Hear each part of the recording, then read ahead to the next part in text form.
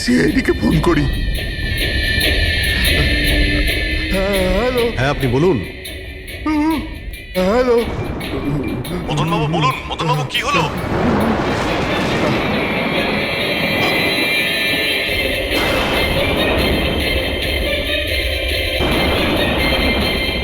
না না,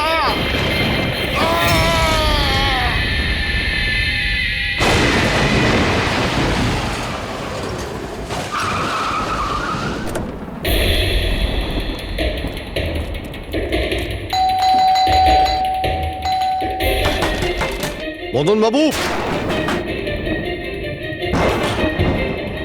মদনবাবু, মদনবাবু, মদনবাবু,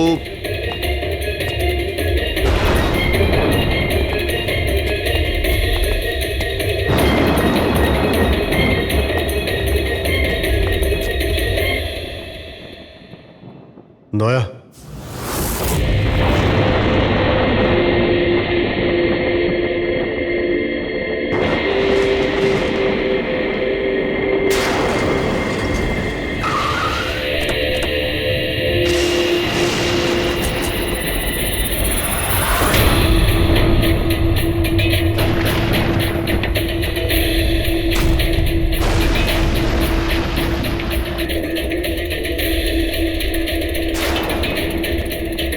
মদনবাবু, এই কে?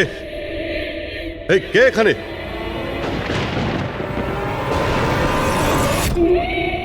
এটা কি?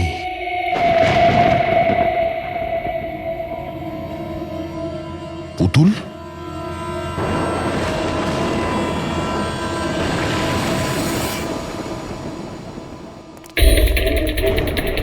অভিজিৎ,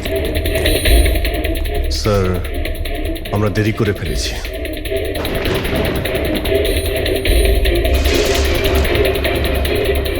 মাই গড,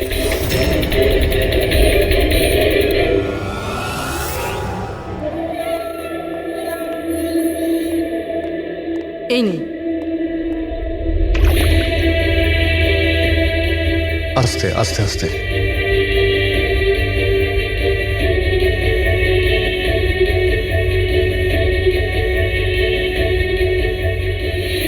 মদনবাবু, আপনি ঠিক আছেন তো? কেন, কি হয়েছে আপনার?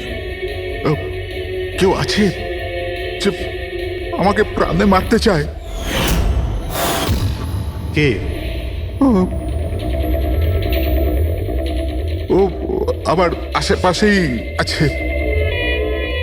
আমাকে কখনো একলা ছাড়ে না। হয়তো এখনো আমাকে দেখছে, শুনছে। দেখুন মদনবাবু, একদম চিন্তা করবেন না। আপনার কিচ্ছু হবে না, আমরা আছি না? হুম? মদনবাবু, আপনি কার কথা বলছেন? কে কে আপনাকে বিরক্ত করছে? পুতুল,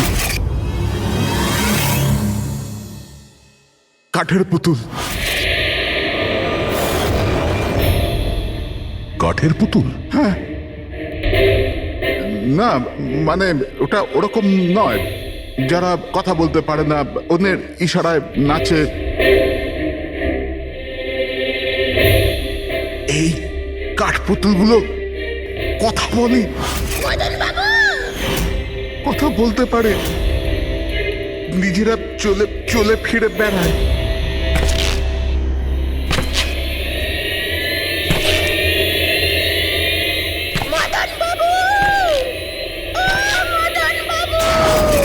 কথা বলা কাঠের পুতুল? হ্যাঁ, আমি জানতাম আপনাদের আমার কথা বিশ্বাস হবে না, কিন্তু কথাটাই এরকম যে কেউই করবে না।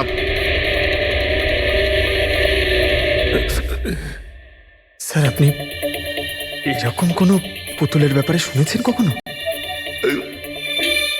না, জানেন কিছুদিন আগে আমার সাথে কি হয়েছিল? ওই দিন আমার জন্মদিন ছিল, ঘরের বেল বাজলো, তো আমি ভাবলাম যে আমার বন্ধুরা আমার সঙ্গে দেখা করতে এসেছে।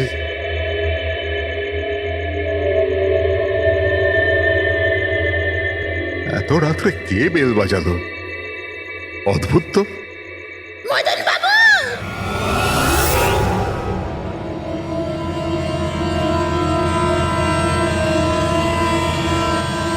কে? দেখতে পাচ্ছেন না? আমি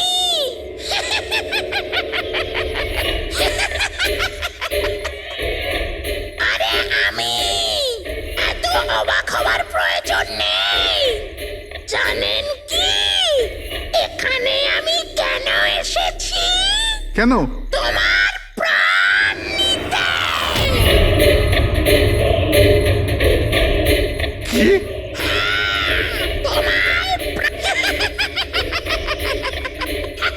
রবি, কবিতা, তাড়াতাড়ি এদিকে এসো। কি হয়েছে দাদা? কে? এ এ পুতুলটা এটা বলছে যে এ আমার প্রাণ নিয়ে নেবে। কি? হ্যাঁ দাদা, এটা একটা নির্জীব পুতুল, হ্যাঁ, ওটাই তো। তো এটা আপনার প্রাণ কি করে নেবে? দাদা, তুমি আমাদের সাথে মজা করছো? হ্যাঁ, না, তোমরা কি বলছো? রবি, আমি এরকম অদ্ভুত মজা কেন করব, তাও আজকের দিনে? আরে আমি নিজে শুনেছি যে ও বললো যে ও মেরে ফেলবে এক আমাকে। মিনিট, আমি দেখছি। কি? আস্তে আস্তে রবি। শান্ত হন।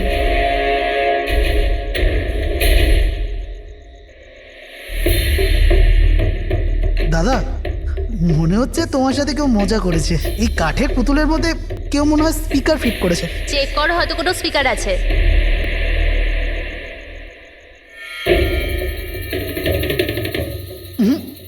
না, এখানে তো কিছু নেই। এখন কোথায় ওই পুতুলটা? কি কি করে থাকবে? আমি ওই সময় ওকে একদম ভেঙে চুরে জ্বালিয়ে দিয়েছি, শেষ করে দিয়েছি। হুমকি দিচ্ছিল আমাকে, ওকে আমি কিভাবে এমনি ছেড়ে দিতাম? আপনি কি সত্যিই দেখেছিলেন? হ্যাঁ, আমি মদনবাবু, এটা হতে পারে যে আপনি কোনো স্বপ্ন টপ্ন দেখেছিলেন। না, আমি দেখেছিলাম ও একলা। আমি আর একবার নয়, এরকম আমার সাথে বেশ কিছুদিন পর। আমার মনে হয় মদন বাবুকে মারার সব থেকে ভালো উপায় এই যে ওনার বুকে ছুরি ঢুকিয়ে দিয়ে। এতে তো পুরো মেঝে রক্তে খারাপ হয়ে যাবে। সবচেয়ে বেস্ট উপায় হলো মদনবাবুকে বিষ দেওয়া হোক। একটা কাজ করা যাক, কেন না ওনার গলায় টিপে দেওয়া যাক। তো আপনি বলে দিন মদনবাবু, আপনি কিভাবে আপনার মৃত্যু হওয়া পছন্দ করেন? মদন বাবু, কোথায় যাচ্ছেন?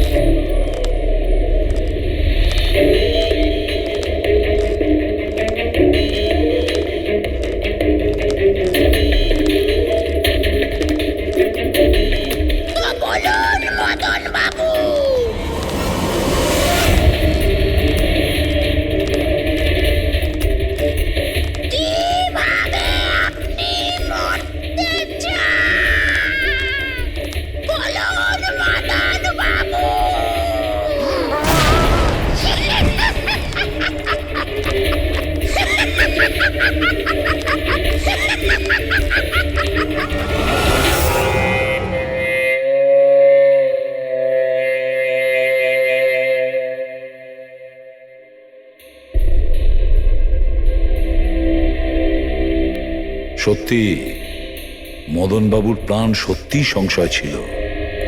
উনি সত্যিই বলছিলেন, কোনো ভ্রম ছিল না। এর মানে স্যার মদন বাবুর খুন এই পুতুলটা করেছে? কি যে বাজে কথা বলো না, পুতুল আবার খুন করতে পারে নাকি? তাহলে স্যার খুনটা করলো কে? সেই ফেডরিক যে কাঠের পুতুলের খেলাটা ভালো করে জানে। যখন আমরা এখানে এসেছিলাম তখন এই পুতুলটার হাতে এই ছুরি ছিল। সমস্ত প্রমাণ তো এর দিকেই আঙুল তুলছে। তাহলে খুন এই করেছে। দাদা দাদা প্লিজ প্লিজ দাদা স্যার এই পুতুলটা খুন করেনি। এক মিনিট, আপনারা কে? স্যার আমি কবিতা, ওনার স্ত্রী, আর ইনি মদন দা, ওনার বড় ভাই। উনি হলো রবি। তাহলে আপনারা এতক্ষণ কোথায় ছিলেন, কি করছিলেন? স্যার আজ আমাদের ম্যারেজ অ্যানিভার্সারি, সেজন্য আমরা বাইরে ডিনার করতে গেছিলাম। আমরা মদন দাকেও বলেছিলাম সাথে যেতে, কিন্তু উনি বারণ করে দিলেন। আর এইসব আপনি বলছেন যে মদনবাবুর খুন এই পুতুল করেনি? হ্যাঁ স্যার, এই পুতুলটা খুন করেনি। আপনি কি জানেন খুনিকে? আমার পুরো বিশ্বাস ওনার খুন সাদুল করেছে। উনি উনি ওনার উপর বদলা নিতে চেয়েছিলেন। আচ্ছা, যার কথা বলছেন সে কে? কিসের প্রতিশোধ নিতে চাইছে? সাদুল একজন ভেন্টাকলিস্টার ভয়েস ওভার আর্টিস্ট ছিল। মদনদা আর রবির বড়দা অঙ্কুশদার ছোটবেলার বন্ধু। অঙ্কুশদা ছোটবেলা থেকেই সাদুলকে খুব ভালোবাসতো। যখন উনি দেখলেন সাদুল জীবনে কত ঠোকর খাচ্ছেন, তো 5 বছর আগে উনি নিজের বাড়িটা সাদুলকে দিয়ে দিলেন, যাতে উনি ওনার থিয়েটার গ্রুপ চালাতে পারেন। যদি ওরা কোনোদিন অঙ্কুশদাকে ভাড়ার টাকা দিতে পারেনি, কিন্তু অঙ্কুশদার এই নিয়ে কোনোদিনই কোনো দুশ্চিন্তা হয়নি, কারণ উনি জানতেন যে এই কলাতে অত পয়সা পাওয়া যায় না। সাদুল আর ওনার স্টুডেন্টরা অঙ্কুশদার বাড়ি থেকেই নিজেদের ভেন্ট্রালোকুইজমের প্র্যাকটিস করত। পুতুল দিয়ে কথা বলানো এই শিল্পের ঘন্টার পর ঘন্টা বসে রিহার্সাল করতো। তাহলে একটা কথা তোমরা ভালো করে বুঝে নাও, ভেন্ট্রিলোকিজম এই শিল্পটা সহজ নয়, কিন্তু এটা আবার এতটাও মুশকিল নয়। এই শিল্পটা করার যে পদ্ধতি, এটার নামেই লুকিয়ে আছে। ভেন্ট্রিলোকিজম একটা ল্যাটিন শব্দ, যাতে ভেন্টারের মানে হচ্ছে পেট আর লোকি মানে হচ্ছে বলো। তাহলে ভেন্ট্রিলোকিজমের অর্থ পেট দিয়ে বলো। যেমন, হ্যালো বরুণ, কেমন আছো? তারপর একদিন অঙ্কুশদা মারা গেলেন, আর সব কিছু বদলে গেল। কারা? আরে আরে আরে আপনারা কি করছেন? আরে কি হলো? আপনারা কে? আরে কি করছেন? কি করছেন? আপনারা কারা? কি হয়েছে? কি অসভ্যতা? আরে আপনারা চাইছেনটা কি? আরে রবি, বলবান, কি হচ্ছে এখানে? কি হচ্ছে? এই যে এতদিন ধরে তোমরা বিনা পয়সার ফুটুনি মারছিলে না, আজ থেকে বন্ধ হয়ে গেল। আমি এখানে কোনো ধর্মশালা খুলে রাখিনি। কিন্তু বলবন্ত, অঙ্কুশ তো বলেছিল যে... কে অঙ্কুশ? যে মরে গেছে, যে আর বেঁচে নেই, পৃথিবীতে আর নেই। এতদিন পর্যন্ত ওর পদ্ধতিতে চলেছো, আজ থেকে আমার পদ্ধতিতে চলতে হবে। বুঝতে পেরেছো? চলো জায়গা ফাঁকা করো। রবি, বোঝাও তোমার দাদাকে। ও কি বোঝাবে আমাকে? আমি বুঝতে পারি তো সবকিছু। আর যদি এখানে থাকতেই হয় তো ভাড়া দিতে হবে। ভাড়া? হ্যাঁ, ভাড়া। কত ভাড়া দিতে হবে আমাদের? 4 লাখ। 4 লাখ? 4 লাখ টাকা তো আমাদের কাছে নেই। নেই যখন তখন খালি করো, না হলে আমি পুলিশকে ডেকে তোমাদের সবাইকে জেলে পাঠিয়ে দেবো, আর ওখানে থাকবার জন্য কোনো ভাড়াও দিতে হবে না। বলবন্ত, আমাদের কিছুটা সময় দাও। তাড়াতাড়ি আমরা কোথায় যাব? সময় টময় কিছু পাওয়া যাবে না। অনেক দেখেছি, অনেক হয়েছে তোমাদের তামাশা। চলো স্যার স্যার এরকম করবেন না প্লিজ স্যার, প্লিজ স্যার এরকম করবেন না আর স্যার, 1 মিনিট, যতদিন না তোমরা আজ পর্যন্ত ভাড়া দিচ্ছ, এই যে তোমাদের জিনিসপত্র পড়ে আছে না, আর এগুলো কি, এই কাঠপুতুলগুলো, এগুলো সব আমার কাছে থাকবে। কিন্তু তুমি এই সমস্ত জিনিস নিয়ে নিলে আমরা ভাড়া কি করে দেব? ওসব আমি জানি না। স্যার এরকম করবেন না স্যার, আমরা আপনার সব টাকা মিটিয়ে দেবো স্যার, প্লিজ। স্যার আপনার এগুলোকে নিষ্প্রাণ কাঠের পুতুল মনে হয়, কিন্তু আমাদের কাছে এগুলো প্রাণের সমান। ও ভাই ট্র্যাজেডি কিং, তোমার এই যে সব মেলোড্রামা আছে না, এগুলো আমার দাদা অঙ্কুশের সাথেই চলতো, আমার সাথে নয়। আর এই যে কি এ 4 লাখ টাকা রোজগার করে দেবে, এই কাঠপুতুলগুলো, আরে 4 লাখ কি 4,400 টাকাও রোজগার করে দিতে পারবেন এই কাঠপুতুলগুলো। জানো কেন? কারণ এই শিল্প শেষ হয়ে গেছে, জিরো। এই যে তোমাদের গুরু আছে না সাদুল, ওরই মতো কোনো কাজের নয়, লুজার, একজন লুজারও, বুঝলে? বেরো বেরো এই।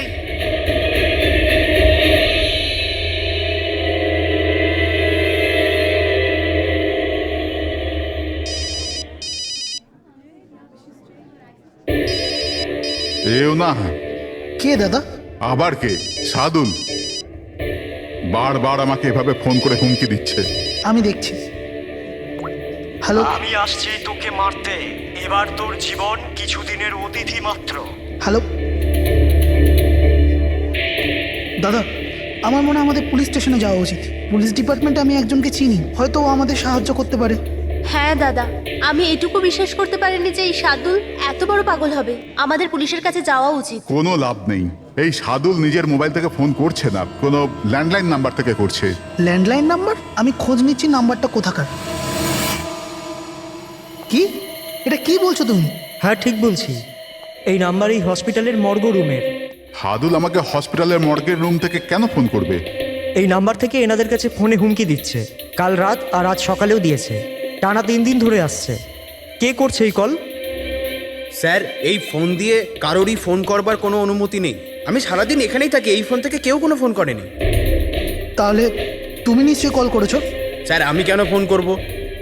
আমি তো আপনাদের চিনিও না। হ্যাঁ হতে পারে তুমি সাদুলের কথা করেছো।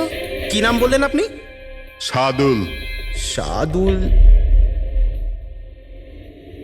এই যে এ হলো সাদুল, চেনো তুমি একে? এ আপনাদের কি করে কল করবে? কেন করতে পারবে না কল?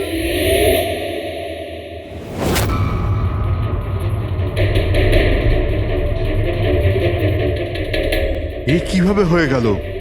সাদুল 3 দিন আগে ইনি মারা গেছেন, তাহলে ইনি ফোন কি করে করবেন? কিন্তু এর মৃত্যু হলো কিভাবে? ইনি ড্রিঙ্ক করেছিলেন, একটা গাড়ি এনাকে উড়িয়ে দিয়ে চলে গেছে, ওখানে ওনার মৃত্যু হয়। যদি ও এখানে মরে পড়ে আছে, তো আমাকে হুমকি দিয়ে ফোন কে করছে?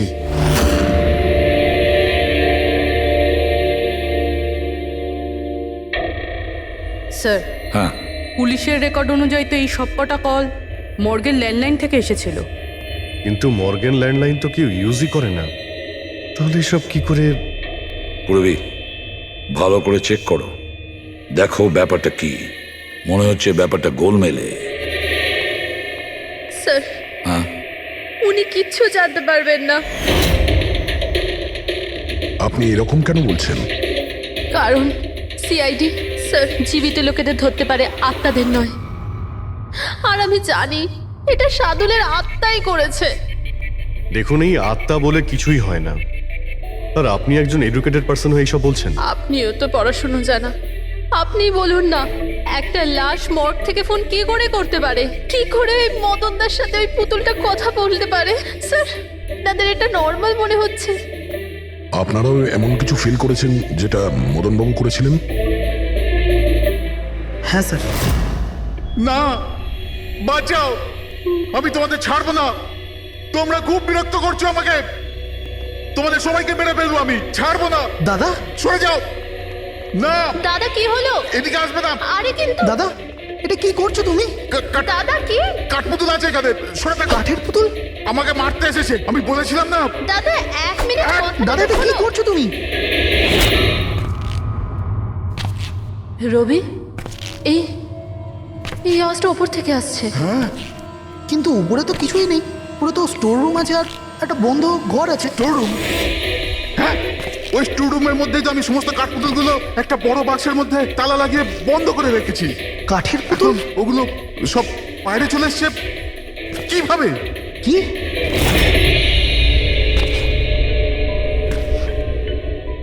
দাদা, তুমি তুমি ভয় পেও না, এসো উপরে এসো। রবি, কিন্তু চলো আস্তে আস্তে সামলে।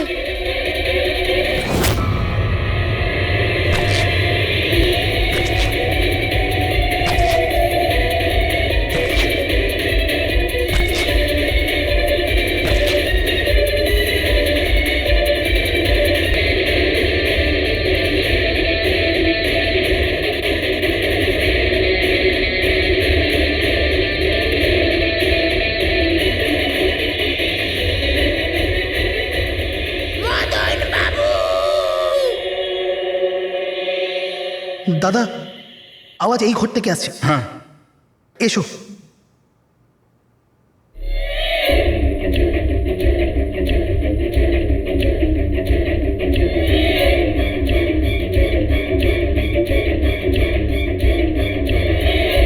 মদন বাবু,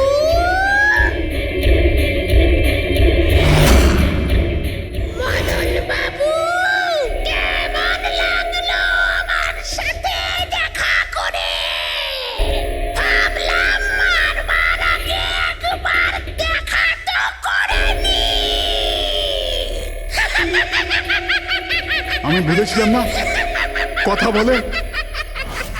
স্যার, মদন দাদা সব পুতুলগুলোকে বাক্সে বন্দি করে রেখেছিল, কিন্তু কি করে জানি না এই পুতুলগুলো কোথা কোথা থেকে বেরিয়ে আসছিল। আমরা ওই বাক্সটাও দেখতে চাই, ওই রুমটাও যেখানে ওই তোমরা কাঠের পুতুলটা দেখেছিলে, সেটা কোথায়? স্যার, দুটো ঘরই উপরে স্যার। চলো দেখাও। আসুন স্যার।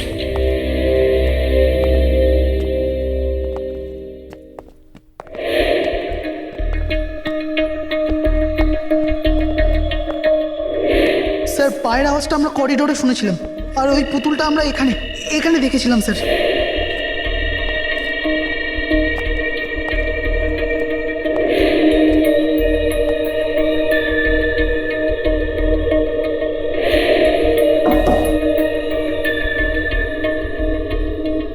আচ্ছা, এটা বলুন যে এই রুমটা এত ফাঁকা কেন? স্যার, আমি ভেবেছিলাম কি এখানে ট্রেডমিল আর বাইসাইকেল রাখবো, একটু এক্সারসাইজ করব, কিন্তু সময় পাইনি।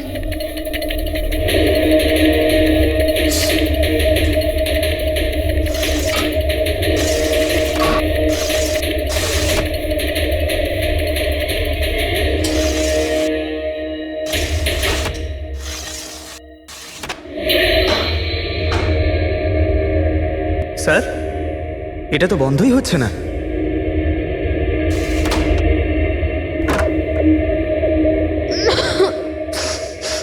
আসুন স্যার। স্যার, এই ওই পেটিগুলো যেখানে পুতুলগুলো বন্ধ করা আছে। একটু লাইটটা অন করবেন? হ্যাঁ।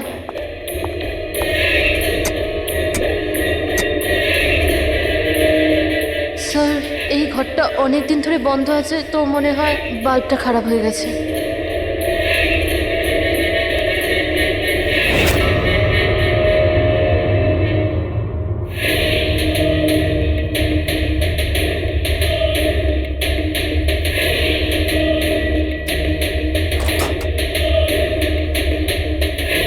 স্যার, প্রত্যেকটা বক্সে তালা লাগানো আছে।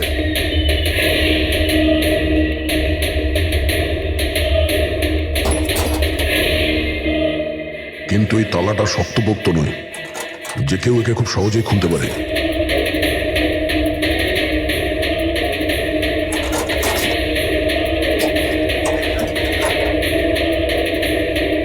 এতগুলো পুতুল,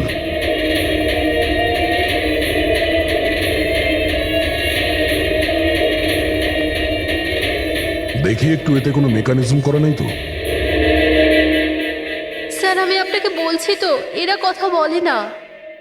স্যার, নিশ্চয়ই সাদুলের আত্মা এসে এদের কথা বলায়। ভেতরে কোনো মেকানিজম, কিন্তু কোনো স্পিকার তো নেই যার থেকে আওয়াজ আসবে।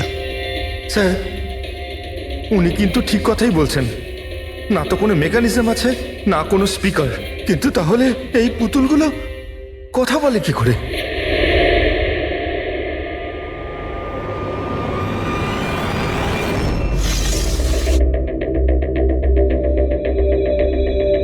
লকটা কি খারাপ? লকটা খারাপ স্যার। এখান থেকে তো সহজেই কেউ ভিতরে ঢুকতে পারে। সিঁড়িও রয়েছে আর পাইপও রয়েছে, যে কেউ সহজেই ঢুকতে পারে। আর যে সহজে এই রুমে ঢুকতে পারে সে বাক্সতে বন্ধ থাকা কাঠের পুতুলগুলোকে উঠিয়ে বাইরে যে কোনো জায়গায় রাখতে পারে, যেভাবে এখানে রাখা ছিল তোমাদের ভয় দেখানোর জন্য। স্যার, মানে এটা কোনো আত্মা নয়। আরে ওই আত্মার কথা ছাড়ো তো, আত্মা হয়ই না। এটা সেই হতে পারে এই বাড়ির প্রত্যেকটা কোণা সে চেনে, প্রত্যেকটা কোণা। আর তাছাড়াও কাঠের পুতুলের ব্যাপারেও খুব ভালো মতো জানে। আর এরা হতে পারে শাদুলের স্টুডেন্ট। শাদুলের স্টুডেন্ট খোঁজ নিয়ে দেখতে হবে যে শাদুলের স্টুডেন্টস এই মুহূর্তে কোথায় আছে আর কি করছে। হাই, আমার নাম হলো ফ্রিডা। আমার নাম দীপেশ। আমার নাম হলো তরুণ। আর আমার নাম লোচন।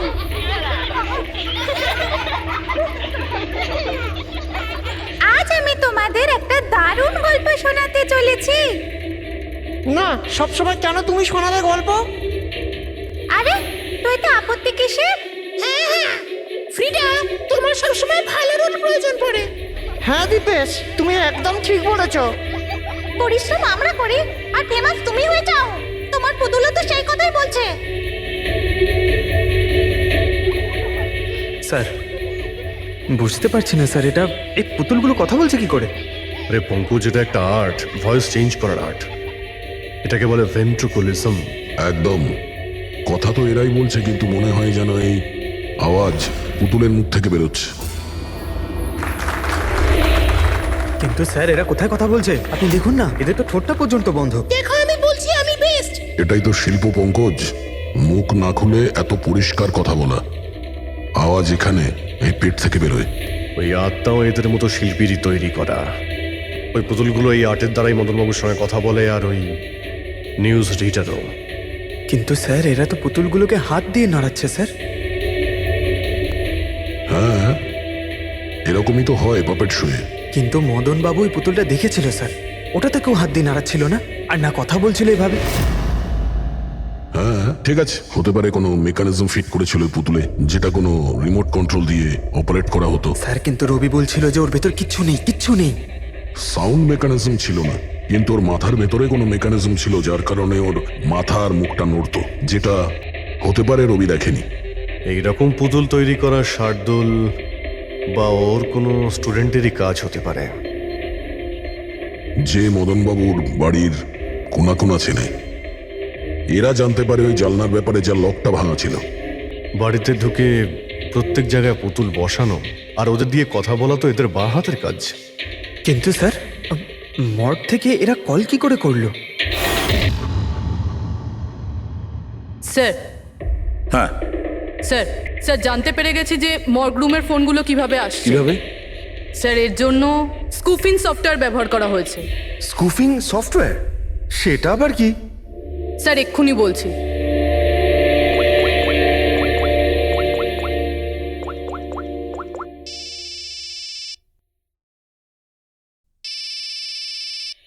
কি যন্ত্রণা! আমার ওয়াইফকে এখনই ফোন করতে হলো। হ্যাঁ স্যার, আমি কারেন্টের বিলটা দিতে না আবার ভুলে গেছি। মনে হয় লাইনটা কেটে দিয়ে গেছে। আমাকে বকবে বলেই ফোনটা করেছে। ফোনটা তোলা ঠিক হবে? ধরো, যাও তাড়াতাড়ি কথা বলে নাও। হ্যালো, হ্যাঁ, আমি বাড়ি ফেরার সময় কারেন্টের বিলটা দিয়ে বাড়ি যাবো। রেডি স্যার, এইবার কারেন্ট কেটেই যাবে। আরে পুরবি, তুমি ফোন করেছিলে? কিন্তু এটা তো আমার ওয়াইফের phone number.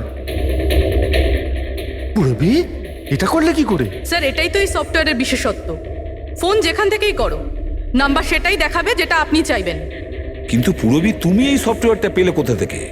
Sir, cyber unit থেকে নিয়েছি। আর স্যার, এর সাহায্যে শুধু নাম্বারই নয়, বরং কোনো মানুষ তার লোকেশন পর্যন্ত ভুল বলতে পারে। ওরে বাবা রে! স্যার, ভীষণ বিপজ্জনক সফটওয়্যার কিন্তু। খুনি মর্গের নাম্বার এই জন্যই ব্যবহার করেছে যাতে আমরা ভাবি এই পুরো ব্যাপারটা শাদুলের আত্মা করেছে। শাদুলের আত্মা। দেখা করে খুব ভালো লাগলো।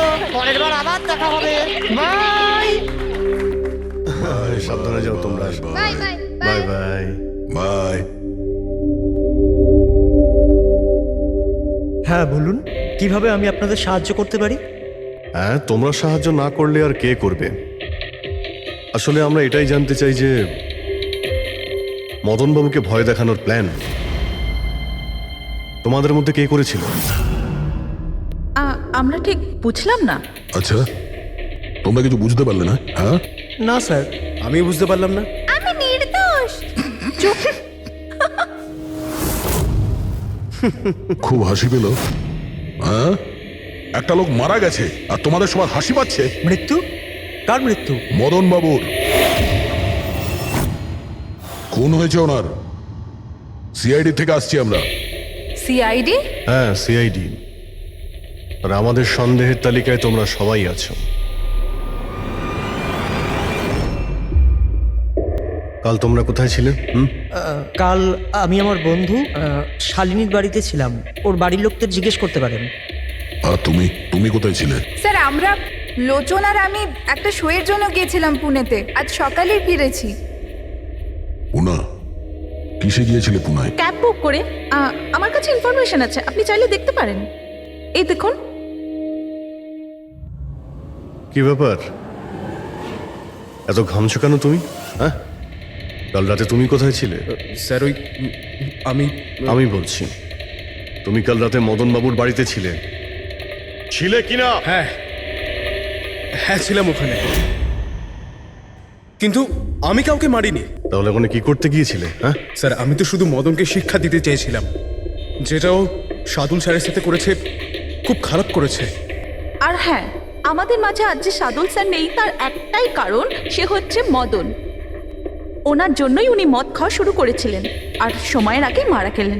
তোমরা ভেবেছো খুনের বদলা খুন? না না স্যার, আমরা শুধু ওনাকে ভয় দেখাতে চেয়েছিলাম। গৌরবের প্ল্যান ছিল এটা। হ্যাঁ স্যার, গৌরবই কালকে রাতে আমাকে ফোন করে ডাকে ওই 11:30-12টার আশেপাশে, কিন্তু আমি একটু লেট হয়ে যাই আর 12:30টায় গিয়ে পৌঁছাই।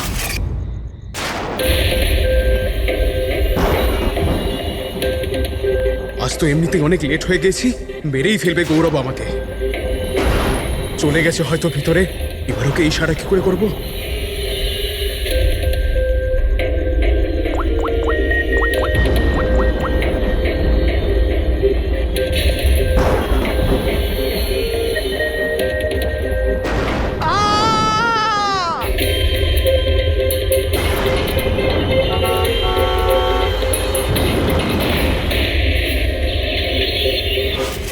গন্ডগোল তো করেই ফেলেছ, মদন বাবুর খুন হয়ে গেছে।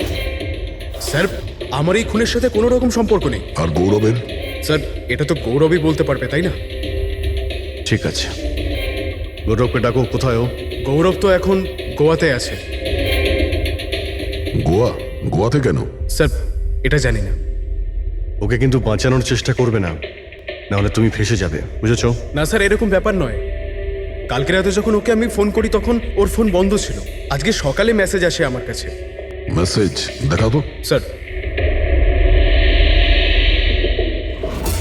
কাল রাত্রে যেটা হয়েছিল সেটা হওয়ার কথা নয়। আমি গোয়া পৌঁছে গেছি কিছুদিন গা ঢাকা দেওয়ার জন্য। কিন্তু এ গোয়াতে কখন পৌঁছলো আর কিভাবে? যখন আমরা ক্রাইম সিনে পৌঁছেছিলাম তখন তো ও ওখানে ছিল না। হ্যাঁ, যদি আমরা এটাও ভেবে নিই যে যখন আমরা ওখানে পৌঁছলাম তার ঠিক আগেও ওখান থেকে বেরিয়ে গেছে, তাহলে ও গোয়া কি করে পৌঁছবে? খুন হয়েছিল রাত 1টার সময় আর তারপরে আমরা ওখানে পৌঁছেছি। ফ্লাইট নেই গোয়া যাওয়ার জন্য। স্যার হতে পারে ফ্লাইটে না গিয়ে বাসে বা গাড়ি করে গেছে হয়তো। না পঙ্কজ, ড্রাইভ করে গোয়া পৌঁছতে মিনিমাম 12 ঘন্টা লাগে, আর এই মেসেজটা এসছে সকাল 9টার সময়। মানে গোয়া পৌঁছানোর আগেই ও মেসেজ করে দিয়েছে যে ও গোয়া পৌঁছে গেছে। পঙ্কজ, খোঁজ নিয়ে দেখো যে গৌরবের ফোনের লাস্ট লোকেশন কোথায় দেখাচ্ছে। তুমি গৌরবের নাম্বারটা দাও। আচ্ছা ঠিক আছে, থ্যাংক ইউ স্যার। স্যার গৌরবের শেষ লোকেশন ছিল ওই মদনবাবুর বাড়ি, আর কাল রাত 11:30টার সময় ওর মোবাইল বন্ধ হয়েছে। 11:30? Hello, thank you sir. Gaurav নামের কোনো ব্যক্তি গোয়ার কোনো ফ্লাইটেই ছিল না, না আজকে সকালে না কাল রাতে। আর তাছাড়া স্যার, একে কোনো এয়ারপোর্টে সিসিটিভি ফুটেজেই দেখা যায়নি। মানে আমাদের সন্দেহ একদম ঠিক, গৌরব এখানেই আছে। তাহলে ও বা অন্য কেউ ওর ফোন থেকে এই মেসেজটা পাঠিয়েছে যে ও গোয়া চলে গেছে। কিন্তু স্যার, কেউ এরকমটা করবে কেন? সেটা তো আমি জানি না ফ্রেডি, কিন্তু একটা কথা আমি বুঝতে পারছি না, গৌরব তো চাইলে যে কোনো সময় মদনবাবুকে মারতে পারতো। এসব নাটক করার কি প্রয়োজন ছিল? আর ওরা চারজন এই কাঠপুতুলের খেলাটাই বা কেন খেলছিল? আর ও যদি মদনবাবুকে মেরেই থাকে তাহলে ওর চারজন বন্ধুকে কেনই বা বললো না? সন্দেহটা আমার এইখানে।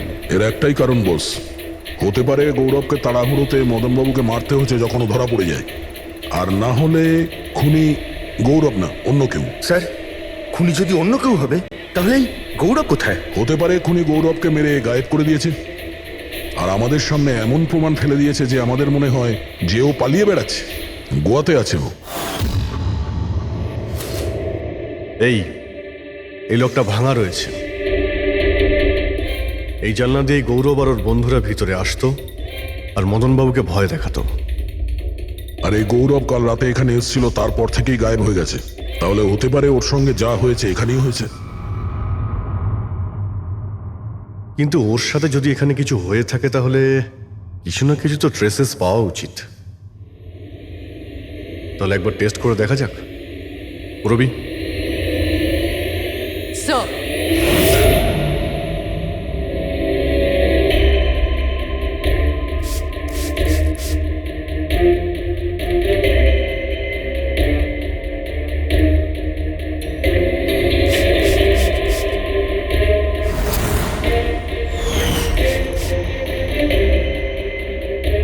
স্যার আপনার সন্দেহ ঠিক ছিল, এখানে তো রক্ত রয়েছে। ও যখন এই দরজা দিয়ে বাইরে বের হয়েছিল তখনই ওর ওপরে কেউ আক্রমণ করে। স্যার এদিকে তো কোনো চিহ্নই নেই। ওদিকটা দেখো। এই যে স্যার, ওখানেও দেখো।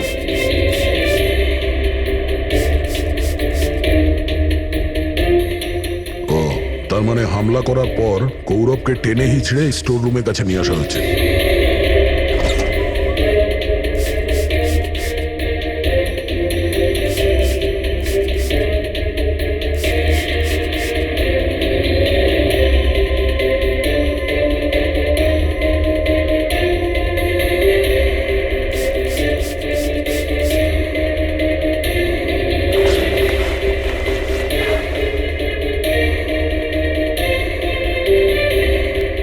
রক্তের দাগ তো এতটা অবধি রয়েছে, তার মানে গৌরবকে এখানেই। আর আমরা এখানে এলাম কিন্তু আমরা জানতেই পারলাম না। আর তারপরও গায়েব হয়ে যায়। মনে হচ্ছে এখন বডিটাকে কোথাও পুঁতে দিচ্ছে এই বাড়ির লোকেরা।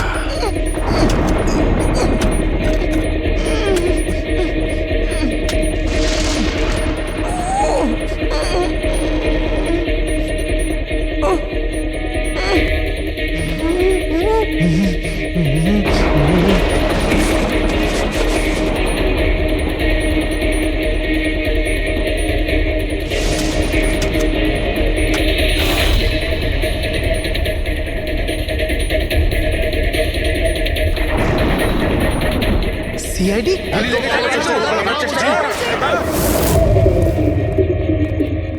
সরে যাও, পিছিয়ে যাও। স্যার হ্যাঁ, জীবিত আছে। তাড়াতাড়ি হসপিটালে নিয়ে যাও। তোমরা খবর দিতে চাইছিল ওকে? হ্যাঁ, কিন্তু আপনি কি করে জানলেন আমরা এখানে? আজকাল মোবাইলের মাধ্যমে আমরা অপরাধীকে ধরে ফেলি।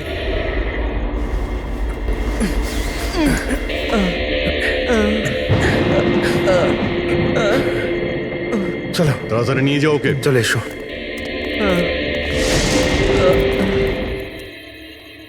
ওই স্বার্থপর আর লোভী মানুষটার মরে যাওয়াই ঠিক ছিল। অঙ্কুশদা মারা যাওয়ার পর মদনদা নিজেই সব প্রপার্টি দখল করতে চেয়েছিল।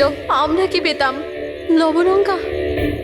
আমরা এই প্ল্যানটা তখন বানালাম যখন বাড়িতে ওই কাঠপুতুলের ঘটনাগুলো ঘটছিল। আমরা জানতাম স্যার কোনো আত্মা টাত্মার চক্কর নয়। এই জন্যই আমরা এক রাত জাগলাম যাতে এই পুতুলটার রহস্যের পর্দা খুলতে পারি। আর তারপরে তোমরা গৌরবকে ধরে ফেলো। হ্যাঁ,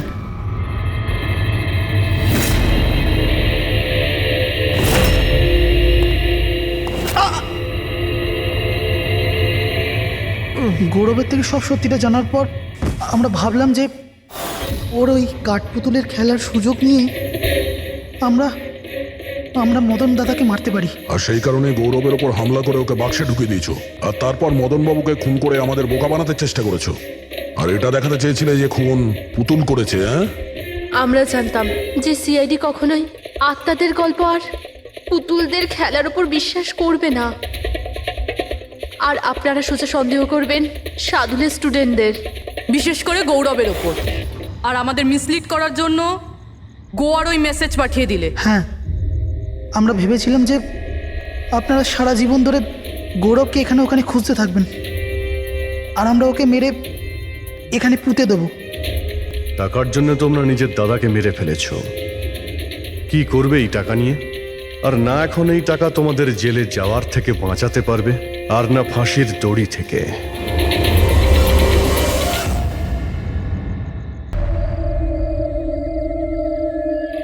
অনেক হলো ইঁদুর বিড়ালের খেলা, এবার বাস। আমাদের জমি, আমাদের মাতৃভূমিকে বন্ধা করার যে অপরাধ আর কে ওয়েবস করেছে, ওর ক্ষতিপূরণ করতে হবে। আমাদের লোকসানের বদলে তোমাদেরকে একটা ছোট্ট মূল্য দিতে হবে। 50 কোটির হিরে। 50 কোটির হিরে। তোমাদের কাছে শুধু 2 দিন আছে, 2 দিন। মূল্য চুকিয়ে দাও আর এদেরকে নিয়ে যাও। যদি একটুও চালাকি করো না,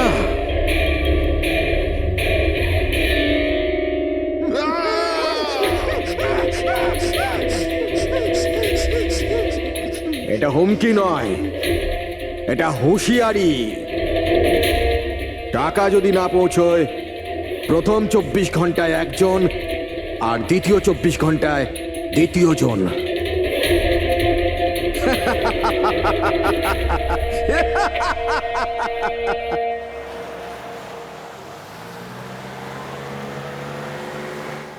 এক ঘন্টার মধ্যে আমরা শরৎপুর ফ্যাক্টরি পৌঁছে যাব। এই দেখো, কালকে গ্রামের লোকজন ফ্যাক্টরিতে আবার ঝামেলা করেছে, পাথরও ছুঁড়েছে আর কিছু লোকদের ক্ষতিও করেছে। এরা কেন বুঝতে পারে না এরা আমাদের সাথে জিততে পারবে না? ফালতু ঝামেলা, এতে তো কিছুই পাওয়ার নেই। হ্যাঁ, যদি মেনে নিত তো লাভ এদেরই হতো। আরে ভাই, আমি তো বলবো এটা বোকা। আরে কোম্পানি এত ভালো সুযোগ দিচ্ছিল, নিয়ে নিতে পারতো। না, নিজেদের জেদে চলবে, আন্দোলন চালিয়ে যাচ্ছে। জানি না কি চায় এরা।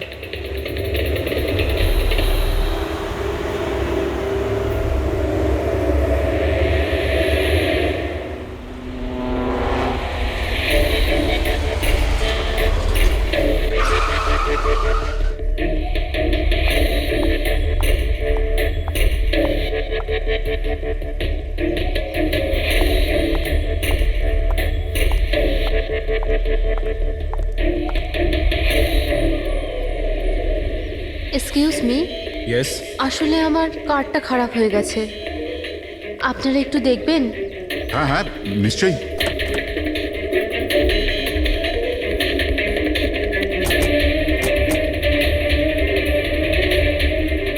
ও, এমনিতে আপনি যাবেন কোথায়? আমাদের সাথে চলে আসুন। আই মিন, আপনাকে ছেড়ে দিচ্ছি। আর দেখুন, আপনি আপনার গাড়ির একদম চিন্তা করবেন না, ওটা ঠিকঠাকভাবে সার্ভিস সেন্টারে পৌঁছে যাবে। সত্যি? ইয়া।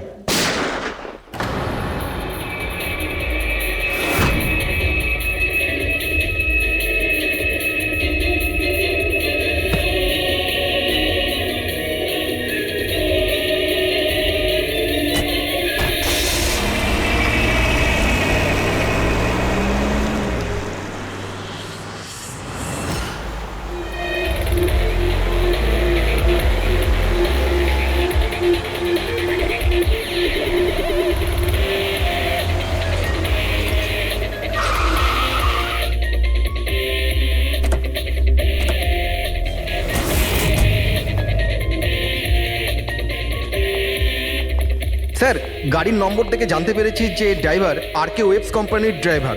আমরা কোম্পানিকে ইনফর্ম করে দিয়েছি, ওরা এক্ষুনি চলে আসবে। একদম কাছ থেকে গুলি চালিয়েছে, পয়েন্ট ব্ল্যাঙ্ক। এই টায়ারের মার্কস, মনে হচ্ছে এখানে কোনো দ্বিতীয় গাড়ি ছিল। আশপাশটা দেখুন, কিছু পাওয়া যায় কিনা। এর গাড়িটাকে গিয়ে দেখি।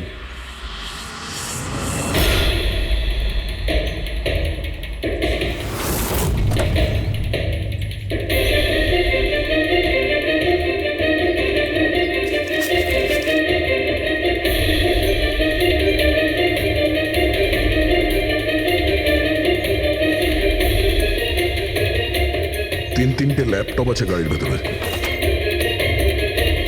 মনে হচ্ছে গাড়ির মধ্যে ড্রাইভার ছাড়া আরো লোক ছিল।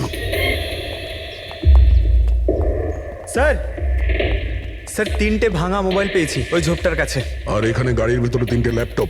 স্যার এই 3 জনের মোবাইলই কিডন্যাপাররা ছিনিয়ে নিয়েছিল আর এদের ভেঙে দেয় যাতে লোকেশন ট্রেস না হয়।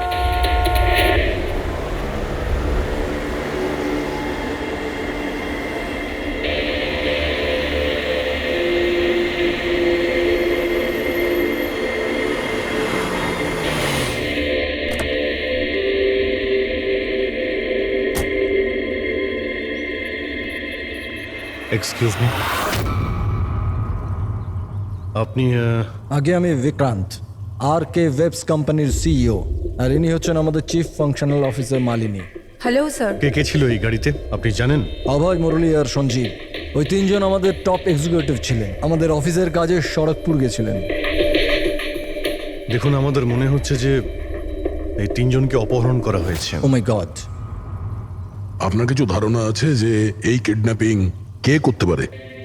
কারোর উপর সন্দেহ আছে আপনাদের? কোম্পানির কি কারোর সাথে কোনো বিবাদ বা ঝগড়া?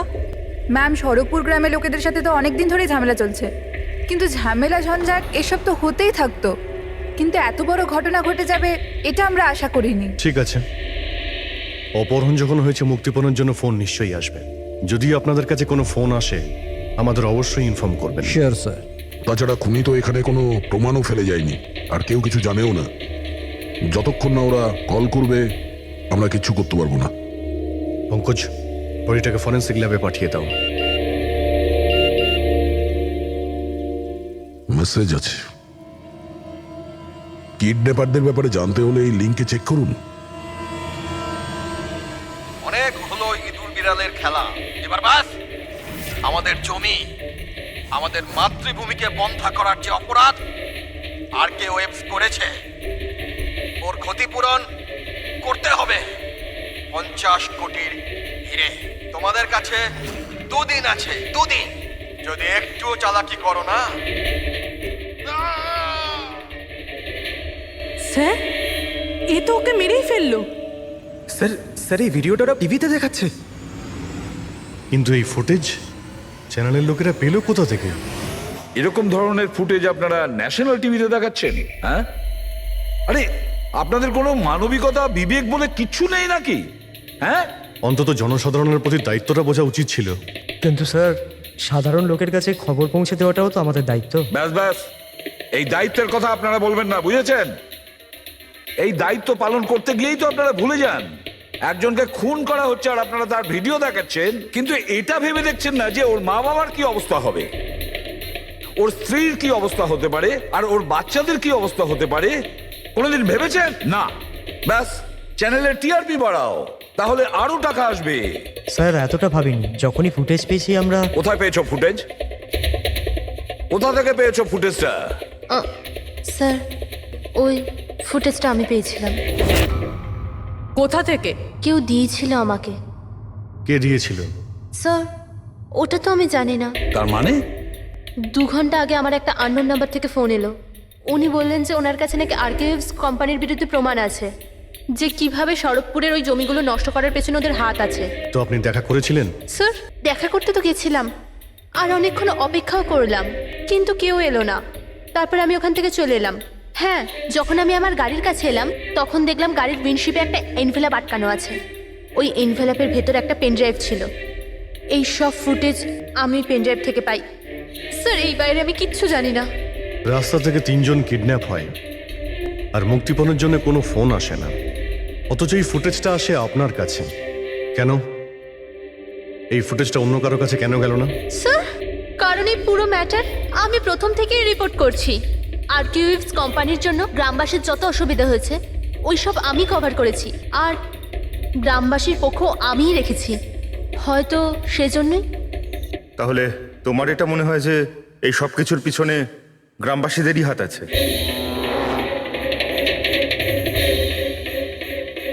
জানি না স্যার, এই ম্যাটার 2-3 বছর ধরে চলছে। গ্রামবাসী প্রোটেস্টও করেছিল, হুমকিও দিয়েছিল, এমনকি পাথরও ছুঁড়েছিল, কিন্তু গ্রামবাসী সত্যি সত্যি এরকম কিছু করতে পারে এই বিষয়ে আমার কোনো আইডিয়া নেই। আমরা ঠিক খুঁজে বের করব, ঠিক খুঁজে বের করব এর পেছনে কে আছে। কাউকে আমরা ছাড়বো না।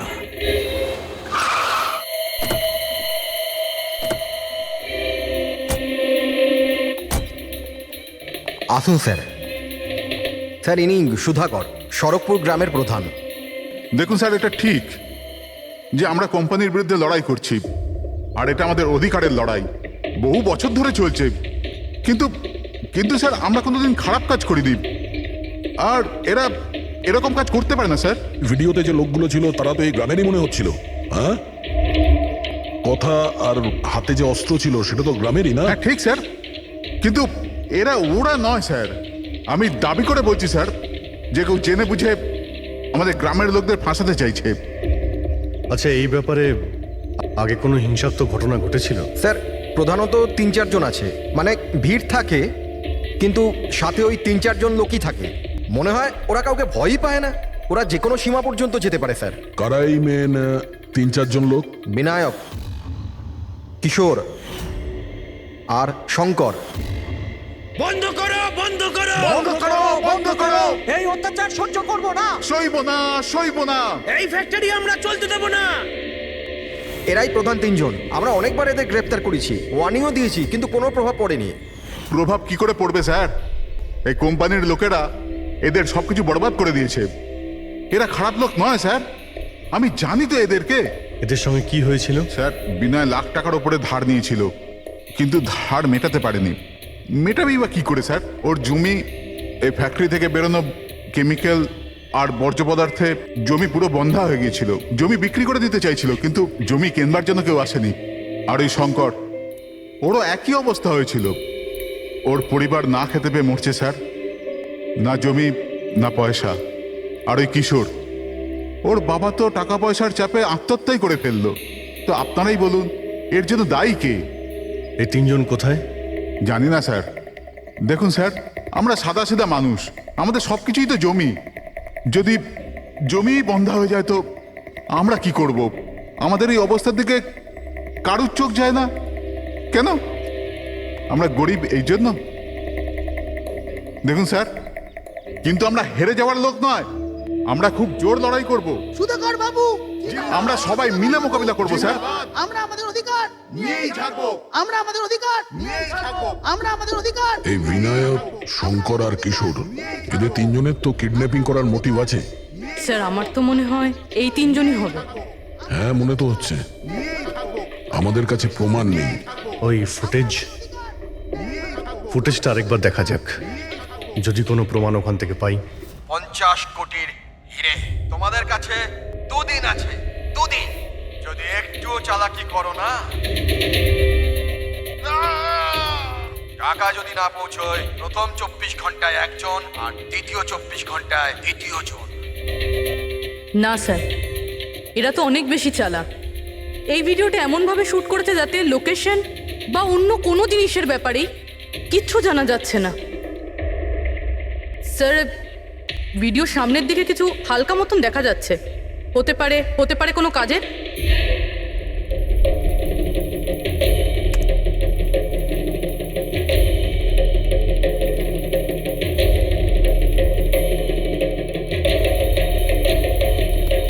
পাথর? একটু স্টপ করো,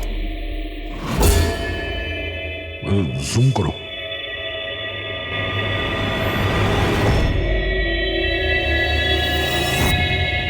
এটা তো পাথর স্যার। এ তো বেশ বড় পাথর, কোনো পাহাড়ের স্যার এটা। কিন্তু আমার এটা কোনো গুহা বলে মনে হচ্ছে, বা কোনো পোড়ো বাড়ি হয় না? পুরবি চেক করে দেখো তো এই গ্রামের আশেপাশে কোনো গুহা বা পুরনো বাড়ি আছে কিনা। গুহা তো অনেকগুলোই আছে, কিন্তু সবগুলো চেক করতে গেলে তো অনেকটা সময় লেগে যাবে। কিন্তু আমাদের কাছে সময়ই তো নেই, শুধু 8 ঘন্টা পড়ে আছে। আর এই 8 ঘন্টার মধ্যে যদি কিছু করতে না পারি, তাহলে আরো একটা প্রাণ চলে যাবে, আরো একটা খুন হবে। 1 মিনিট, এই পুরবি একটু আরেকবার রিওয়াইন্ড করো তো। হ্যাঁ, এবার প্লে করো, কিন্তু ব্যাকগ্রাউন্ডের শব্দটা বাড়িয়ে দাও, বাকি আওয়াজগুলো বন্ধ করে দাও। টাকা যদি না পৌঁছয়, প্রথম 24 ঘন্টায় একজন আর দ্বিতীয় 24 ঘন্টায় দ্বিতীয় জন। জল, মনে হচ্ছে জলের শব্দ। দেখো তো আশেপাশে কোনো ঝর্ণা বা নদী আছে কিনা।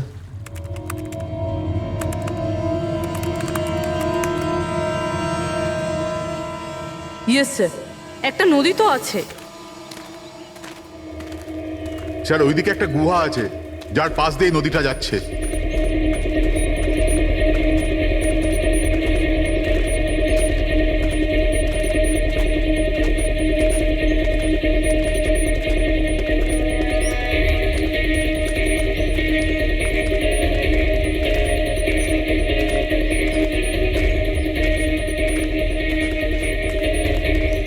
স্যার ওই যে গুহা, ওই দেখুন। ঠিক আছে, আপনারা এখানেই দাঁড়ান।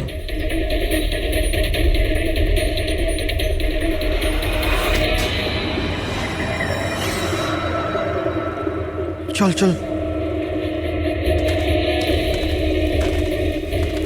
এখানে তো খুবই অন্ধকার।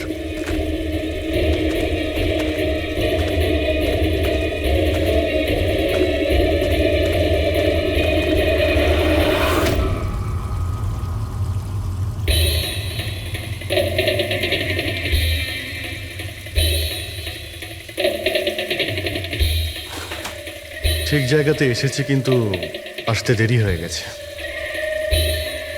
মনে হচ্ছে গ্রামবাসীদের জানিয়ে আমরা ভুল করেছি। এদের মধ্যে কেউ খবর দিয়ে দিয়েছে। কিন্তু এই অভয় যাকে মারলো তার লাশটা কোথায়?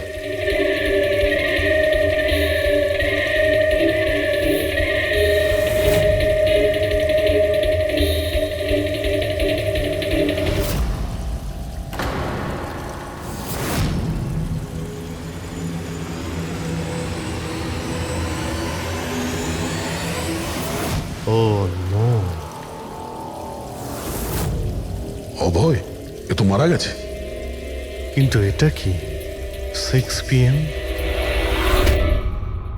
স্যার আমার মনে হয় যে আমাদের কাছে আর কোনো উপায় নেই। আমাদের ওদের ডিমান্ড মেনে নেওয়া উচিত। কি বলছেন আপনি? একবার ওদের কথা শুনলে বারবার তোরা এটাই করবে? আপনারা কতবার ওদের ডিমান্ড পূরণ করবেন? তাহলে স্যার আমরা আর কি করতে পারি? মানুষের জীবন টাকার থেকে অনেক বড়, তাই না?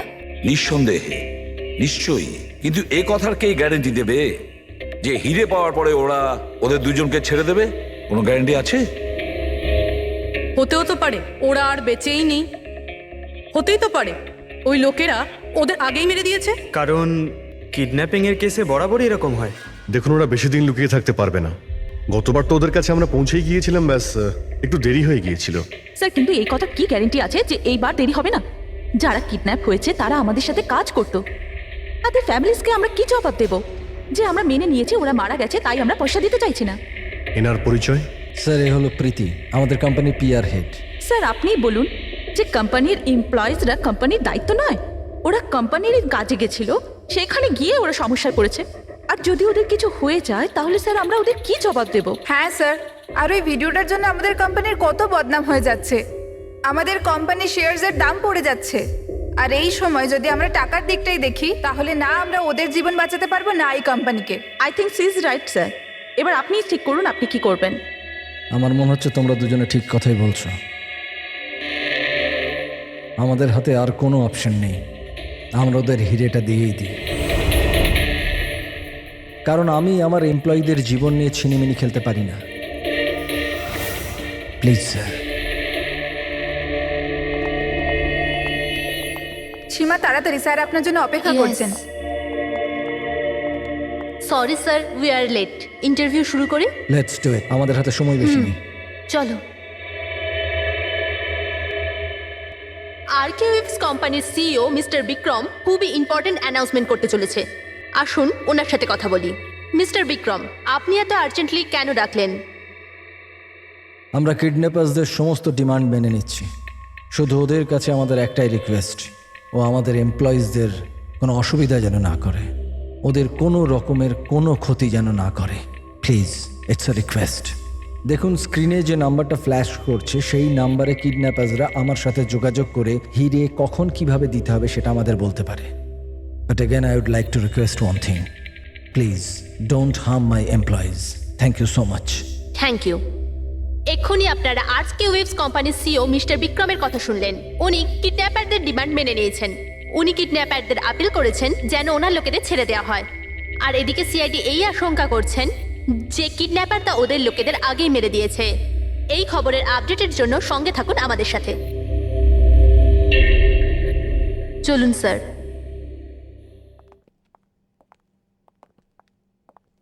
Hello sir.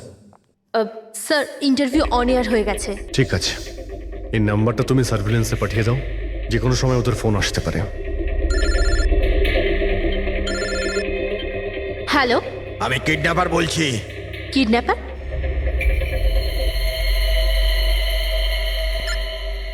শোনো, ওই যে হিরে আছে না, ওটা তুমি নিয়ে আসবে। এখানে তোমাকেই আসতে হবে, তাও একা। আমি? আমি কেন?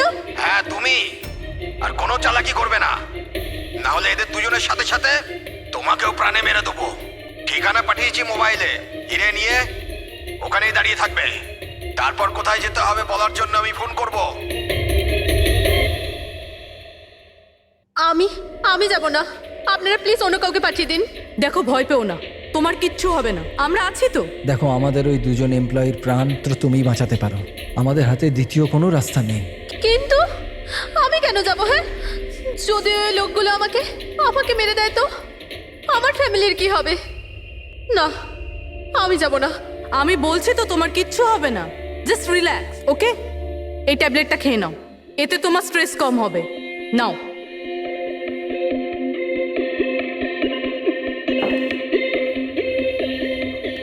দেখো সীমা, আমরা তোমাকে একা পাঠাচ্ছি না, আমরা আশেপাশেই থাকবো। তোমার সঙ্গে ট্র্যাকিং ডিভাইস থাকবে, তুমি যেখানেই যাবে আমরা জানতে পেরে যাব।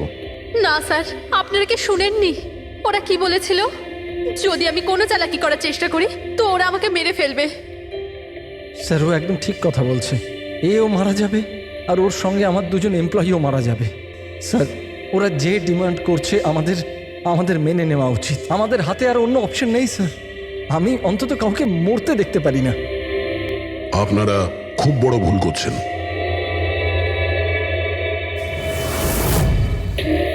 জল জল, কেউ জল তো দিন অন্তত। দেখুন, আমার অ্যাজমা আছে, আমাকে আমার ওষুধটা দিন। আরে ওষুধ নয় তো, আমার চোখটা তো খুলে দাও। আমার দম বন্ধ হয়ে আসছে, প্লিজ আমাকে খুলে দাও। ছেড়ে দাও আমাদের। দেখো, তোমরা টাকা তো পেয়েই যাবে। হ্যাঁ, চুপ, একদম চুপ। হ্যাঁ, নিয়ে যাও ওকে, না হলে প্রাণে মেরে দেবো।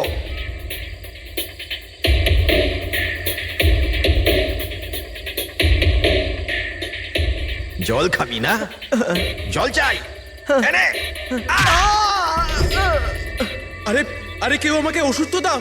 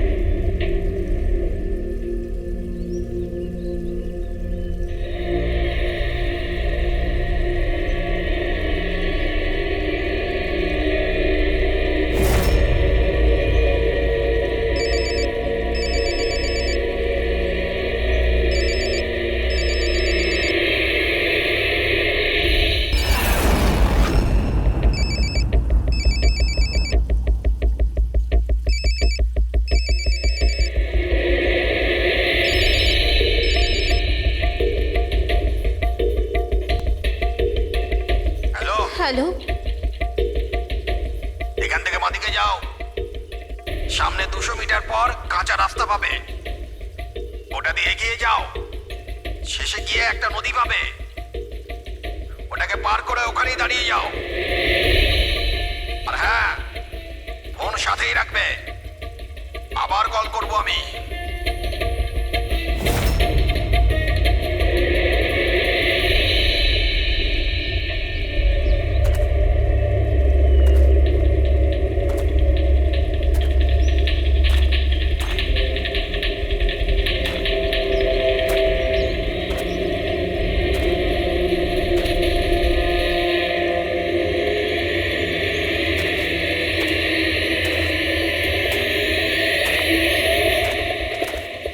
এই সীমার গল্পটা তো এই কেসে নতুন মোড় নিয়ে এলো।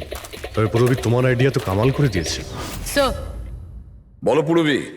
স্যার একটা ক্লু পেয়েছি। কি?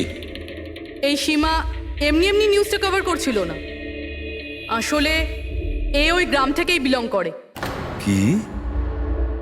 হ্যাঁ স্যার, পড়াশোনা শেষ করার পর এ শহরে চলে আসে, কিন্তু এর পরিবার এখনো ওই গ্রামেই আছে। আর এই ফ্যাক্টরির জন্যই ওদের অনেক লোকসান হয়েছে। কিন্তু সীমা তো এই কথাটা আমাদের বলেনি। হ্যাঁ স্যার, এরকম তো কোনো কথাই বলেনিও। সেটাই তো। তার মানে স্যার এই সীমারও তো মোটিভ ছিল এইসব ঘটনায় জড়িত হওয়ার জন্য। হ্যাঁ, হতেই পারে। ওই পেন ড্রাইভটাই ওই পেয়েছিল, ওই কিডন্যাপাররা ফোন কলে ওকেই করেছিল। হ্যাঁ স্যার, আর কিডন্যাপাররাও হিরে পৌঁছানোর জন্য ওকেই বেছে নিয়েছিল। ওই সীমাকে কোথাও একা যেতে দেওয়া যাবে না, ওর ওপর কড়া নজর রাখতে হবে, এমন ভাবে যাতে ও কোনো মতেই বুঝতে না পারে, ও যেন কোনোভাবে জানতে না পারে। আর না ওই কিডন্যাপারদের। হ্যাঁ,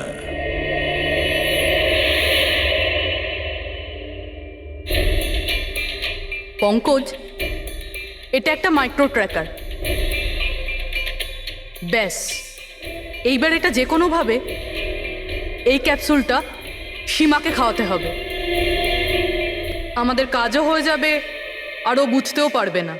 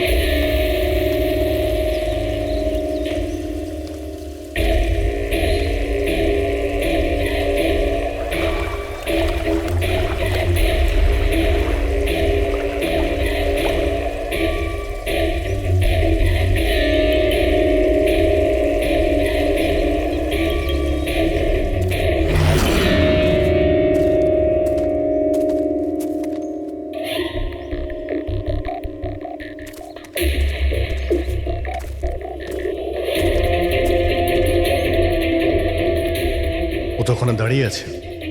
অ্যালার্ট থাকো সবাই, যখন তখন আসতে পারে ওরা।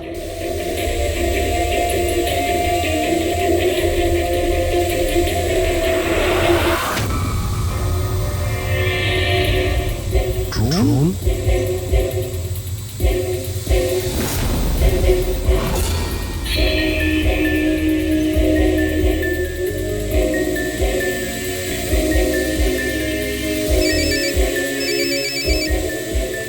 হ্যালো, একটা কাজ করো, তোমার হাতে যে হিরের পাউচটা আছে ওটা ড্রোনে বেঁধে দাও।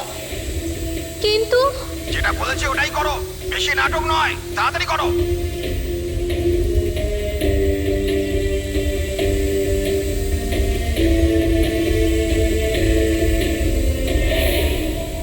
হিরে তো ড্রোনে বেঁধে দিচ্ছে।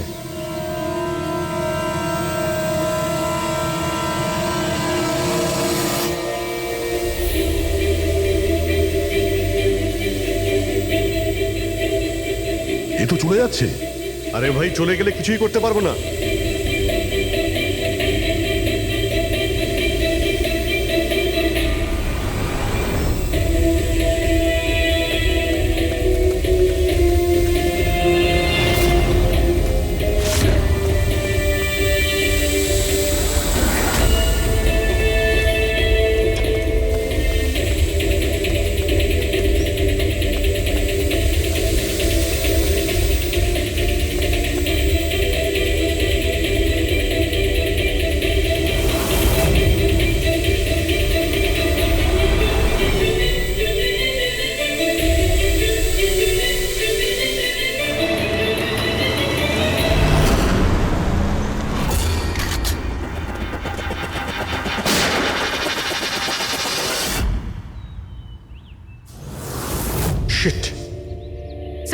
হিরেও ওদের কাছে আছে।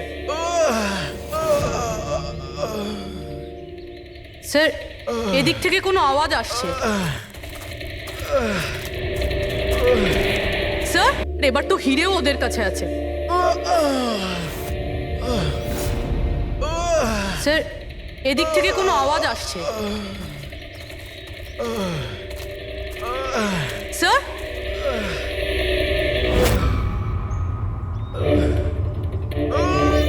সঞ্জীব,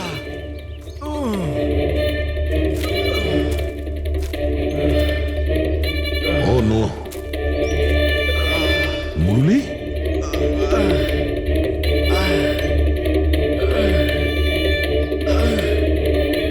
জাকিরা অন্তত বেঁচে তো আছে, মনে হচ্ছে যাওয়ার সময় ফেলে দিয়ে গেছে। হ্যাঁ মিস্টার বিক্রান্ত, এই সঞ্জীব আর মুরলি এদেরকে আমরা পেয়ে গেছি, কিন্তু ওদের দুজনের অবস্থা খুব খারাপ। আপনারা একটা কাজ করুন, আমাদের কোম্পানির গেস্ট হাউস পাশেই আছে, ওদের ওখানে নিয়ে আসুন। সমস্ত মেডিকেল ফ্যাসিলিটিস ওদের ওখানেই দেওয়া হবে। ঠিক আছে। স্যার, এই সঞ্জীব আর মুরলি, কমপক্ষে এদের জীবনটা তো বেঁচে গেল। হ্যাঁ, কিন্তু ওরা কারা ছিল? কারা ছিল ওরা? একজনকে মেরে ফেলেছে ওরা, 50 কোটি টাকার হিরে চুরি করেছে, প্রায় ধরা পড়ে গিয়েছিল, কিন্তু ফসকে বেরিয়ে গেল। আর আমরা কোনো সূত্রই পেলাম না, একটাও সূত্র পেলাম না। পুরবি কিছু জানতে পারলে যে এই তিনজন লোক, বিনায়ক, শঙ্কর আর কিশোর, এই দুদিন কোথায় ছিল? স্যার, পুলিশ ওদের ওপর নজর তো রেখেছিল, কিন্তু স্যার এই বিনায়ক এ কিছুক্ষণের জন্য উধাও তো হয়েছিল। আচ্ছা, কোথায় গিয়েছিল কেউ জানে না। কিন্তু এই কাজটা গ্রামের লোকেদের হবে এটা মনে হচ্ছে না। গ্রামের লোকেরা কি এইসব ইউজ করতে পারবে, মানে এই ড্রোন এগুলো ইউজ করা? অভিজিৎ, আজকাল এই ড্রোন কেনাটা কোনো ব্যাপার না, ইন্টারনেটে পাওয়া যায়, যে কেউ কিনতে পারে স্যার। যাই হোক, পঙ্কজ তো গেস্ট হাউসে আছে, একবার যদি সঞ্জীব আর মুরলির জ্ঞান ফিরে আসে পুরো ব্যাপারটাই পরিষ্কার হয়ে যাবে। সঞ্জীব আর মুরলি, এবার আমাদের সবকিছুই ওই সঞ্জীব আর মুরলির ওপর রয়েছে।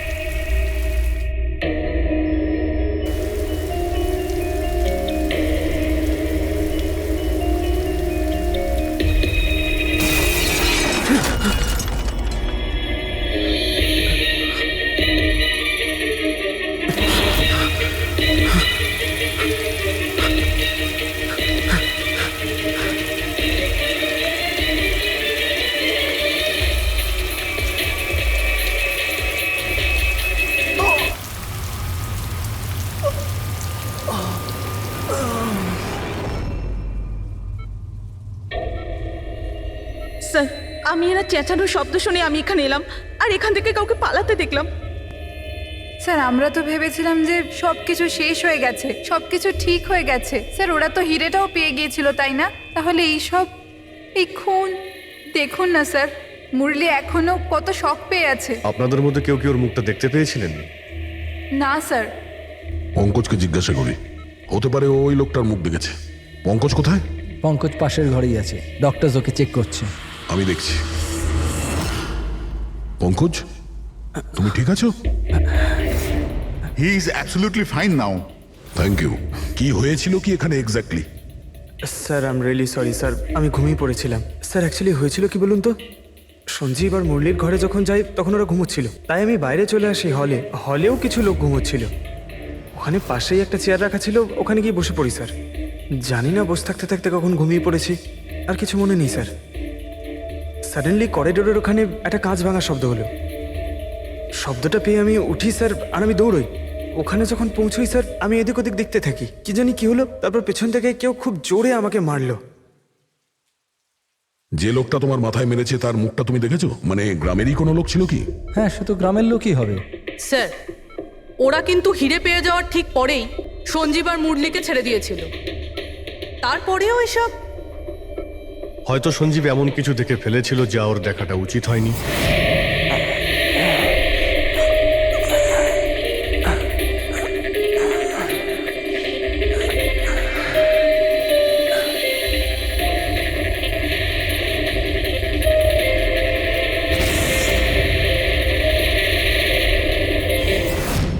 ওদের বিপদ হতে পারতো, সেই জন্যে।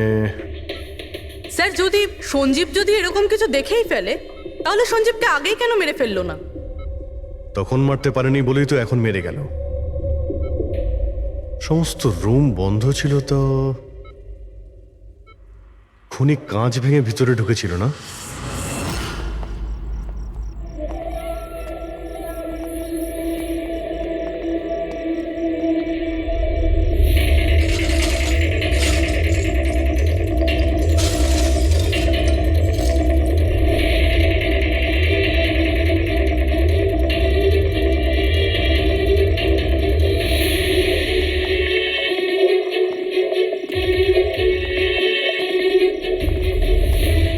এখন কেমন আছো?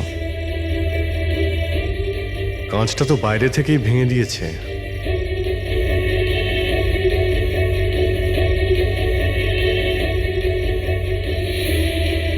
দয়া,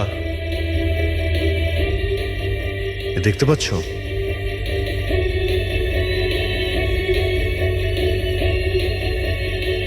এটাই ব্যাপার। মেরে দিয়েছে, সঞ্জীবকে মেরে দিয়েছে, আর এরা আমাকেও ছাড়বে না। কিচ্ছু হবে না তোমার। যদি মারতেই হতো তোমাকে, তাহলে ও ওখানেই মেরে দিত। সঞ্জীবের কাছে শেষবার কে গিয়েছিল? আগে আমি গিয়েছিলাম, প্রায় 1টার সময় ওর জ্ঞান ফিরেছিল কিছুক্ষণের জন্য, আর জ্ঞান ফিরতেই ও প্রীতির সাথে কথা বলতে চাইছিল। তো আপনি কথা বলেছিলেন? হ্যাঁ স্যার, যখন ডক্টর আমাকে বললেন তখন আমি ওনার সাথে কথা বলতে গেছিলাম স্যার। ও যত তাড়াতাড়ি সম্ভব ওর নিজের ফ্যামিলির কাছে যেতে চাইছিল। আমি ওকে বললাম যে কাল সকালের মধ্যেই ব্যবস্থা করে দেবো। তারপর তো ও ঘুমিয়ে পড়েছিল স্যার। আমারও এখানে একটু চোখ লেগে গেছিল। হ্যাঁ স্যার, প্রায় রাত 3টে নাগাদ ওর ঘর থেকে চিৎকারের আওয়াজ এলো। ওখানে পৌঁছে দেখি স্যার, কোনো গ্রামের মানুষ আমার পাশ দিয়ে তাড়াতাড়ি পালিয়ে গেল। ও, তো কেউ কাঁচ ভেঙে ভিতরে ঢোকে? জানালার কাঁচ বাইরে থেকে ভেতরের দিকে পড়ে, কিন্তু যদি কেউ বাইরে থেকে ভিতরে ঢোকে তো তার পায়ে লেগে কাঁচের টুকরোগুলো একটু সামনের দিকে আসা উচিত ছিল। কিন্তু অদ্ভুত ব্যাপার এটাই যে কাঁচের টুকরো আমরা সামনে পাইনি, আমরা শুধুমাত্র জানালার কাছেই দেখলাম। জানেন কিভাবে? ওটা এইভাবে যে কেউ জানলা থেকে ভেতরে আসেইনি, সির্ফ কাঁচ ভেঙে জানলার ও ওখান থেকে পালিয়ে গেছে। এ কিরকম কথা বলছেন আপনারা? যদি কেউ রুমের ভিতরে নাই আসে, তাহলে সঞ্জীবের খুন হলো কি করে? করেনি, খুন সে করেনি। প্রীতিদেবী, আমি আপনাকে একটা প্রশ্ন করব। যদি কেউ বাইরে থেকে ভিতরে না আসে, তাহলে রাত 3টের সময় আপনি কাউকে ভিতর থেকে বাইরে যেতে কি করে দেখলেন? তুমি ওই খুনিকে দেখোইনি, সেটা এই জন্যেই যে ওই খুনিটা আর কেউ ছিল না, তুমি নিজে ছিলে। প্রীতি? সঞ্জীব যখন আমাকে দেখা করার জন্য ডাকলো, তখন ও খুব চিন্তিত ছিল। তখন ও আমাকে বললো যে গুহার মধ্যেও কিছু দেখেছিল।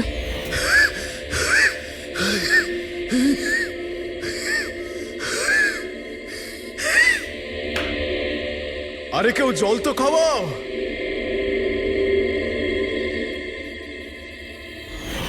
এসব কি বলছো তুমি? এরকম কিচ্ছু নয় স্যার। এটাই সত্যি, আর এখন মিথ্যে কথা বলে কোনো লাভ নেই। সঞ্জীব সত্যিটা জেনে গেছিল যে মুরলি কিডন্যাপ হয়নি, বরং ও নিজেই এই প্ল্যানের সাথে যুক্ত ছিল। ও গিয়ে পুলিশকে সমস্ত কথা বলে দিতে চাইছিল। আমি ওকে বললাম আমরা কাল সকালে গিয়ে মিডিয়া আর পুলিশকে সব কিছু বলে দেবো, আর ও গিয়ে শুয়ে পড়লো। ও বেচারি জানতোই না যে ওই মুরলির সাথে তুমিও এই ঘটনায় যুক্ত ছিলে। স্যার আমাদের প্ল্যান একদম পারফেক্ট ছিল। 50 কোটি টাকার হিরে আমাদের পকেটে ছিল আর কেউ কিছু জানতও না, কিন্তু সঞ্জীব শেষ মুহূর্তে সব কিছু বিগড়ে দিতে চাইছিল। তাহলে আমি কি করতাম স্যার?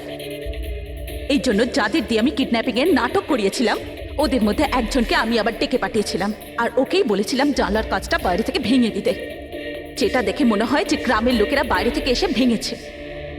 আর এখানে মুরলী সঞ্জীবকে খুন করে। অপরাধী যতই চালাক হোক না কেন একটা ভুল অবশ্যই করে, আর সেই ভুল যা তাকে জেলের গরাদের পিছনে নিয়ে যাওয়ার জন্য যথেষ্ট হয়। যেমন তোমরা এবার তোমাদের বাকি জীবন কাটবে জেলের ভিতরে।